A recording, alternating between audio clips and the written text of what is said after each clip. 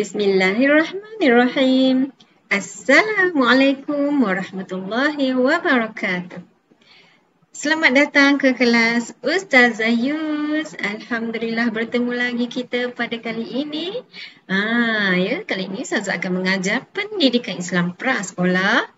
Tajuknya Peristiwa Kelahiran Nabi Muhammad sallallahu alaihi wasallam. Jom kita belajar bersama Ustazah Yus.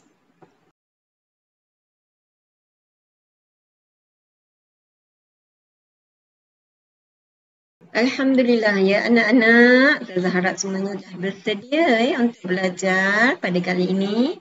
Kita tengok dahulu objektif pembelajaran apa yang kita nak belajar pada kali ini.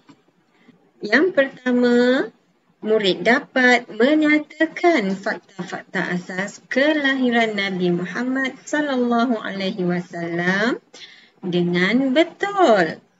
Yang kedua, murid dapat bercerita secara ringkas tentang peristiwa tentera bergajah dengan betul.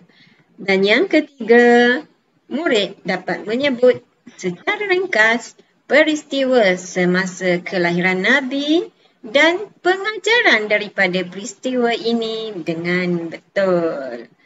Okey, kita mulakan dulu pelajaran kita pada kali ini dengan doa belajar. Semua tanda tangan. Jom kita baca doa. Bismillahirrahmanirrahim. Allahumma aftah alaina hikmataka wanshur alaina min khazaini rahmatika ya arhamar rahimin. Wahai Tuhan kami, bukalah ke atas kami hikmahmu dan bentangkan ke atas kami gedung rahmatmu. Wahai Tuhan yang maha pengasih. Amin ya Rabbal. Alhamdulillah, ya, kita dah pun selesai membaca doa. Apa pula ni? Agak-agak tahu tak apa Ustazah nak buat ni? Ni ada note-note muzik ni, piano lah apa benda lah. Okey. Bila nak belajar tentang peristiwa kelahiran Nabi, Ustazah akan teringat dengan satu lagu ataupun nasyid ni ya. Ustazah akan teringat dengan nasyid ni. Walaupun suara Ustazah tak sedap, Ustazah nak bagi anak-anak dengar supaya boleh ingat ya. Ingat dengan fakta-fakta asas yang terdapat dalam lirik lagu ni ya. Okey, sedia? Yang dah tahu, jom kita nyanyi sama-sama. Tercipta satu lembaran sejarah di tanah suci kota Mekah.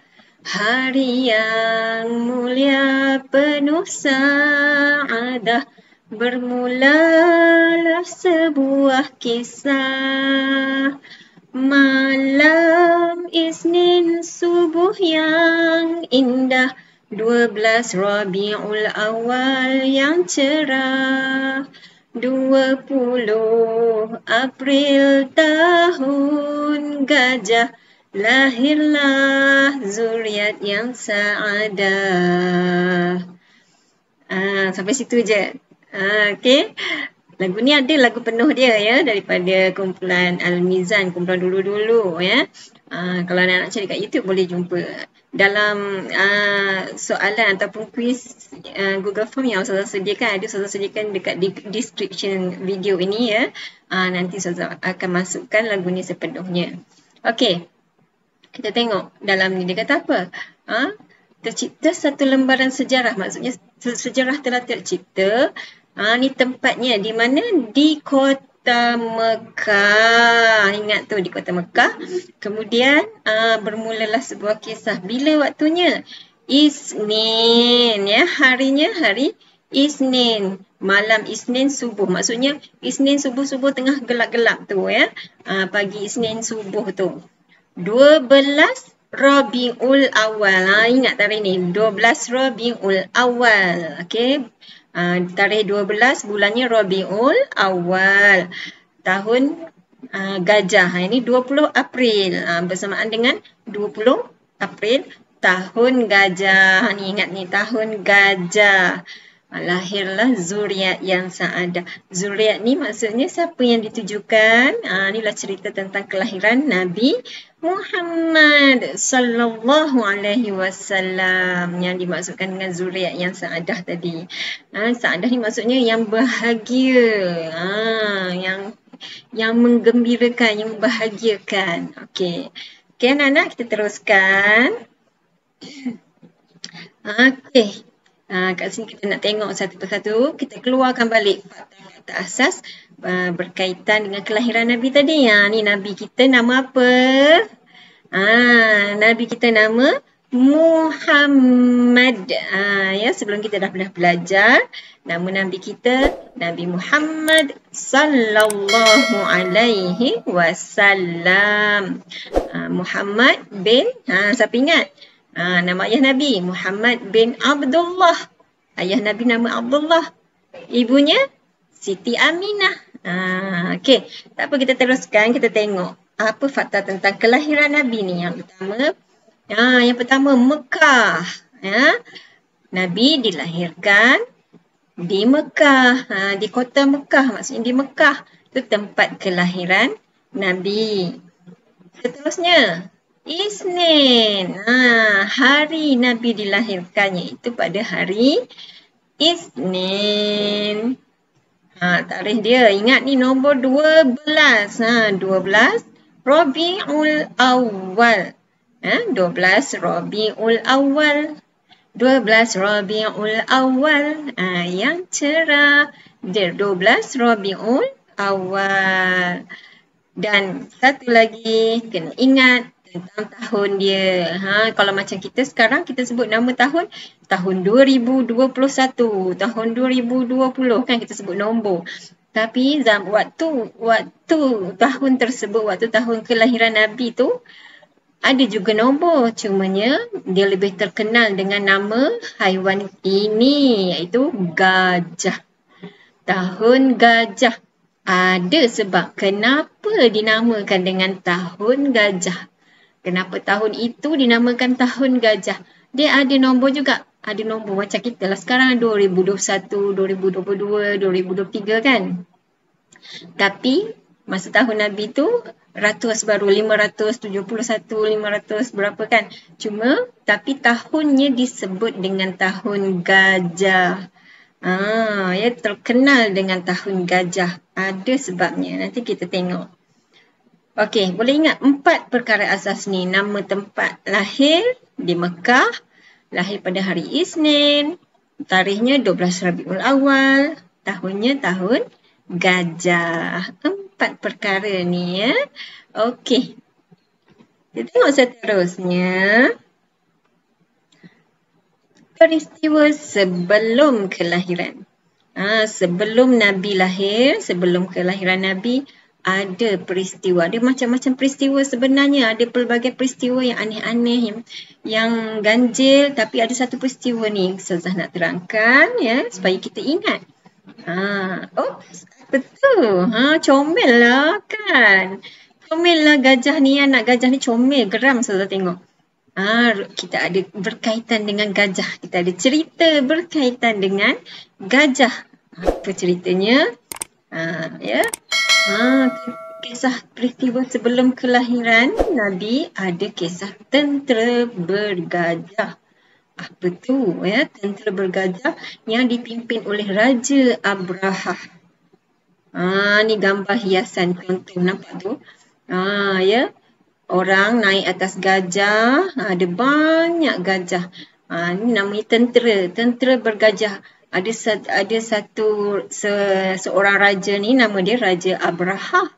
Dia bukan tinggal di Mekah, dia tinggal di negeri lain. Tetapi dia tengok kenapa negeri Mekah ni selalu orang datang. Setiap tahun orang datang ke negeri Mekah menjadi maju. Dia geram. Dia selidik-selidik, dia kaji-kaji. Patut pun dia dah jumpa jawapan. Rupa-rupanya sebab dekat Mekah ada satu yang terkenal tu, iaitu Kaabah. Anak-anak kenal Kaabah? Yang macam kotak warna hitam tu ya.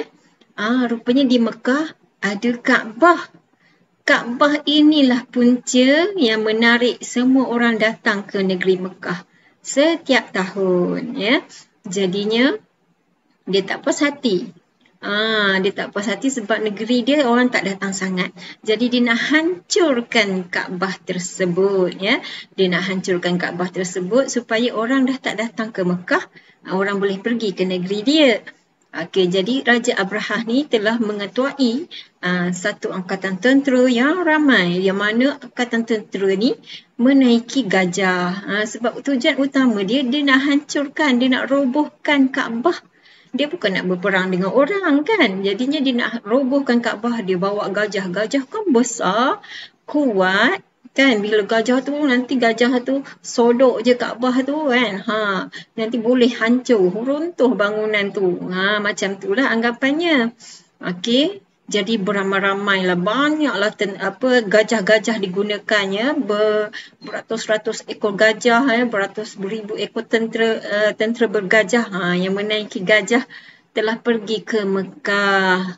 Tujuannya untuk menghancurkan Kaabah. Tu gambar Mekah. Gambar Kaabah ni lah Kaabah ni. Ni gambar Kaabah zaman sekarang. Masa zaman cerita tentera bergajah ni lainlah sikit kan. Dia tak ada dia kecil sikit lah kot pada ni. Ni semakin maju dah, semakin maju macam sekarang. Okey. Kemudian apa berlaku? Agak-agak berjaya ke tidak tentera bergajah tadi ni nak hancurkan Kaabah? Berjaya ke tidak? Gajah ni datang jalan-jalan pergi beramai-ramai nak pergi menuju ke Kaabah, dia nak hancurkan, dia nak langgar Kaabah, dia nak sodok Kaabah tu, nak bagi jatuh. Tiba-tiba apakah ini? Allah telah menghantar burung ababil. Ababil. Allah telah menghantar burung-burung ababil. Allah telah perintahkan beribu-ribu, beratus ribu burung ababil. Bukan burung ababil saja. Allah telah perintahkan burung ababil tu semua pergi ke neraka, ambil batu daripada neraka, batu kecil-kecil daripada api neraka. Kemudian burung-burung ababil ni dengan batu api neraka tu telah terbang di atas sekumpulan tentera bergajah tadi. Bila dah sampai dekat atas kawasan gajah-gajah ni, burung-burung tadi telah melepaskan batu-batu daripada neraka tersebut yang terlalu panas, yang menyebabkan semua gajah-gajah yang terkena dengan batu daripada api neraka tadi mati terbakar, mati hangus, bagaikan daun kering yang terbakar. Macam tu. Itulah dia kisah tentera bergajah menyerang Mekah. Peristiwa ini memang sangat pelik. Sebabnya dia tak ada melibatkan manusia sangat kan. Haiwan-haiwan yang menghalang, yang mengalahkan mereka pun tentera ababil kan. Allah telah mengutuskan burung yang boleh mengalahkan gajah-gajah ni. Betapa hebat. Jadi peristiwa ni sangat pelik. Sebab itu dinamakan tahun tersebut, tahun berlakunya peristiwa tersebut sebagai tahun gajah. Tahun gajah. Disebabkan tahun itu berlaku peristiwa tersebut. Peristiwa tentera bergajah menyerang Kaabah. Okey, anak-anak boleh faham ya? Rupa-rupanya pada tahun itulah Nabi kita dilahirkan. Sebelum Nabi dilahirkan, masuk dalam perut mak dia lagi, belum lahir, berlaku peristiwa ini. Jadi peristiwa ini diingati sangat. Sebabnya dia pelik. Dia sangat ganjil. Okey. Ini antara tanda kelahiran Nabi. Okey, kita tengok seterusnya. Peristiwa semasa kelahiran Nabi. Tadi sebelum Nabi lahir, Nabi masih dalam perut mak dia. Nabi belum keluar lagi dalam perut mak dia. Berlaku peristiwa tentera bergajah. Okey, sekarang kita nak tengok peristiwa semasa kelahiran Nabi. Okey, kita tengok apa peristiwanya. Yang pertama, tidak menangis. Nabi kita semasa dia lahir, dia keluar dari perut ibu dia tak menangis macam baby-baby lain. Ya, biasa kan kalau kita tengok ke TV ke kan, adik-adik kita yang baby tu lahir-lahir je, wah nangis kan. Ya. Tapi masa Nabi kita lahir tak menangis. Maknya sampai takut, risau. Betul ke ni anakku sihat ke? Tapi dia bersin. Tu Nabi kita. Pelik kan? Ya.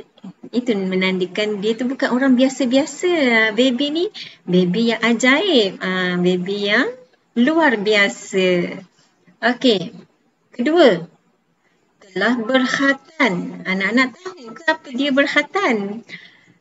Orang Melayu sebut bersunat. Biasanya lelaki kan. Memanglah Nabi kita kan lelaki, Muhammad. Ya, bila Nabi lahir, dia telah siap berkhatan dah. Baby lagi. Tak payah pergi jumpa doktor nak khatan lagi. Sebab dah lahir-lahir je dah siap dah berkhatan. Dah siap bersunat dah. Macam anak-anak ni semua, ada ke yang dah bersunat? Ada yang dah berkhatan? Ke ramai lagi yang belum berkhatan ni? Yang lelaki lah kan. Selalunya kita tunggu besar sikit. Baru pergi klinik, doktor buat khatan. Tapi Nabi Muhammad, dia lahir-lahir dah siap berkhatan. Hebat kan? Kemudian, tali pusat sudah terpotong. Baby bila dia lahir sebenarnya, ya, bila baby keluar, tali pusat dia bergulung-gulung, ada melekat lagi dengan perut mak dia tu kan, dengan uri, orang kata uri masih dalam perut ibu, lepas tali pusat tu dekat pusat dia, nanti doktor potong bila baby lahir, tali pusat tu doktor akan potong. Lepas tu barulah boleh angkat baby. Lepas baru keluarkan baki-baki tali pusat yang lain. Tapi Nabi Muhammad, ya, dia lahir-lahir dah terpotong dah tali pusat dia. Doktor tak payah potong dah. Ya, ajaib kan? Itu istimewanya. Okey, satu lagi, Nabi kita masa dia lahir bercahaya. Ada satu cahaya yang keluar. Maksudnya yang keluar bersama Nabi kita, dia keluar bersama satu cahaya. Cahaya tu dia menerangi seluruh rumah sehingga cahayanya telah keluar daripada rumah tersebut pergi menuju ke timur dan ke barat. Orang-orang yang lalu di kawasan tu semua nampak heran. Pelik, kenapa rumah tu bercahaya terangnya? Sampai orang berpusu-pusu pergi ke rumah tu. Kenapa? Ada apa ni? Ada apa yang cahaya sangat ni? Macam tu. Ya. Rumah Nabi dia lahir bersama, membawa bersama cahaya. Cahaya tu menerangi kawasan tersebut jauh timur dan barat. Macam tu. Okey. Hebat Nabi Muhammad. Baby lain ada tak lahir macam tu? Tak ada. Manusia biasa kita ni biasa tak ada lahir yang berkeadaan macam Nabi kita. Ya. Satu lagi. Api sembahan terpadam. Ya. Api sembahan ni anak-anak tahu ke tidak? Api sembahan ni, ya. Ni contoh gambar. Ni manusia sekeliling dia menyembah api ni. Ya. Api sembahan ni kaum Majusi. Kaum Majusi ni masa tu tinggal di Parsi, ya. Di Rom dan Parsi lah. Mereka ni menyembah api. Kehidupan mereka ni mereka anggap api tu sebagai Tuhan. Ya, mereka anggap api sebagai Tuhan. Api yang mereka menyalakan tu beribu-ribu tahun tak pernah padam. Tak pernah padam beribu tahun. Dijaga jangan bagi padam. Ya. Tetapi tiba-tiba, sebab tu dia orang sembah api tu sebab api tu tak pernah padam. Rasa-rasa unggun dia dah nak habis, tambah lagi. Memang api tu tak padam beribu tahun. Dan mereka sembah api tersebut sebagai Tuhan. tiba-tiba pada pagi Isnin tu yang kelahiran Nabi Muhammad tu, Nabi Muhammad lahir, tiba-tiba api tu semua padam. Semua api yang disembah oleh kaum Majusi, orang-orang yang menyembah api, api-api tersebut tak pernah padam, tiba-tiba padam. Semua terkejut, kenapa boleh padam? Tak pernah padam. Rupa-rupanya ada kelahiran manusia hebat, manusia yang agung, menyebabkan Allah telah padamkan api tersebut. Ingat tu, hebat kan cerita Nabi Muhammad? Okey anak-anak, kita tengok seterusnya. Pengajaran daripada peristiwa kelahiran Nabi ini, apa pengajaran yang kita boleh ambil? Yang pertama, Nabi Muhammad sallallahu alaihi wasallam merupakan nabi terakhir yang diutus oleh Allah Subhanahu wa taala. Ya. Jadi kita tengok macam mana kelahiran Nabi disambut oleh dunia ini, ya. Dengan cahaya dan sebagainya, dengan kegembiraan. Sebenarnya banyak lagi cerita-cerita tentang kelahiran Nabi ni, ya. Masa ibunya mengandungkan dia, kawasan-kawasan yang gersang, yang tak subur, tiba-tiba tanah-tanah tu menjadi subur, haiwan-haiwan peliharaan menjadi gemuk-gemuk. Maksudnya Allah memberkati kawasan tersebut, ibunya tu, kawasan di mana ibunya berada. Itu antara cerita-cerita yang lainnya ni sebelum kelahiran Nabi. Masa kelahiran Nabi pun, ya, maksudnya Nabi kita ni masa dia nak hadir ke muka bumi, nak dilahirkan, dunia kita sebenarnya sangat menyambut kehadirannya, ya, dengan gembira, mengalu-alukan sangat. Kerana apa? Kerana dia adalah Nabi yang terakhir. Nabi yang terakhir. Okey, peristiwa ini, ya, pengajaran kedua, peristiwa luar biasa, kan, semasa kelahiran Nabi menunjukkan Allah Maha berkuasa. Allah sangat hebat. Masa Nabi lahir, Nabi tak menangis. Tapi Nabi bersin.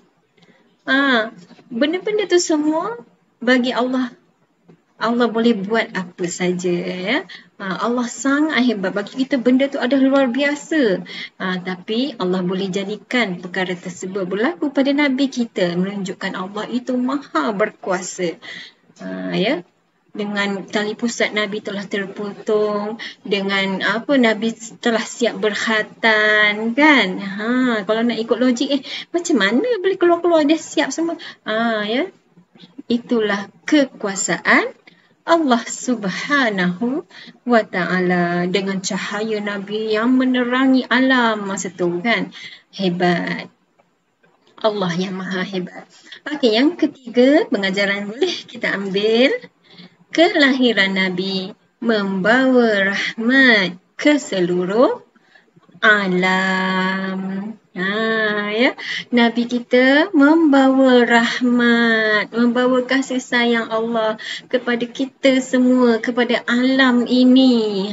Ya, itulah cerita tentang Nabi kita, kelahiran Nabi kita.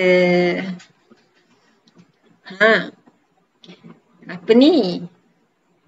Kita bila sebut tentang Nabi, bila kita sebut nama Nabi Muhammad sallallahu alaihi wasallam, kita kena berselawat. Macam mana nak berselawat? Bila kita sebut nama Nabi, Nabi Muhammad, kena sambung dengan selawat kat belakang dia. Apa dia? Sallallahu alaihi wasallam.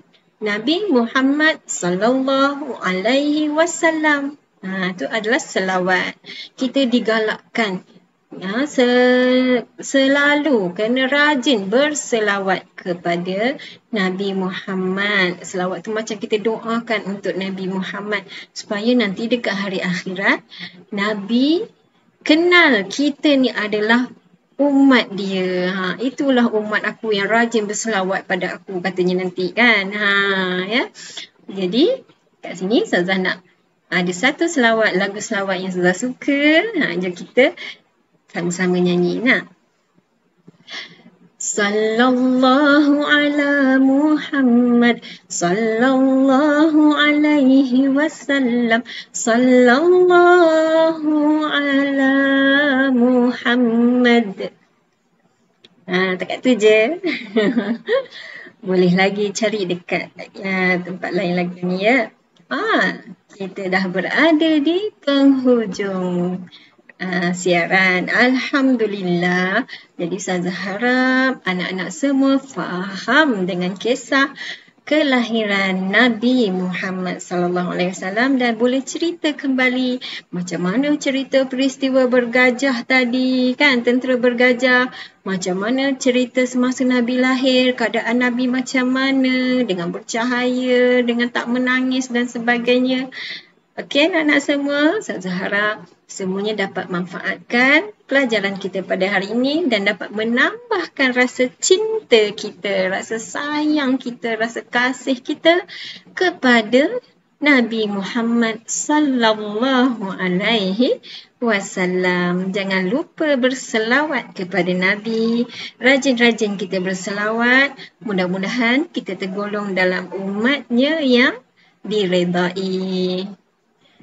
Sekian dulu. Terima kasih belajar dengan Ustazah. Kita jumpa lagi insya-Allah di lain tajuk pula. Jangan lupa like dan subscribe channel Ustazah Yus. Wabillahi taufiq wal hidayah. Assalamualaikum warahmatullahi wabarakatuh.